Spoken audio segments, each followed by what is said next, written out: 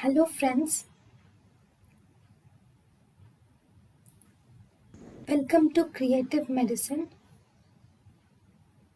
In this lecture, we will learn about Then, genitourinary tuberculosis. In the genitourinary tuberculosis, the tubercle bacilli, this genitourinary tuberculosis is caused by a tubercle bacilli, which is Mycobacterium tuberculosis. This Mycobacterium tuberculosis will invade one or more organs of genitourinary tract, and when it invades the organs of genitourinary tract, it causes granulomatous infection in that area, and this is more common in males than in females. This is more common in males, and it is also seen in adults of almost age group between 20 to 40 years.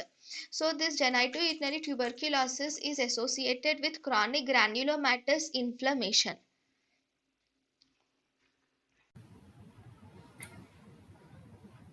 thank you and thank you for watching.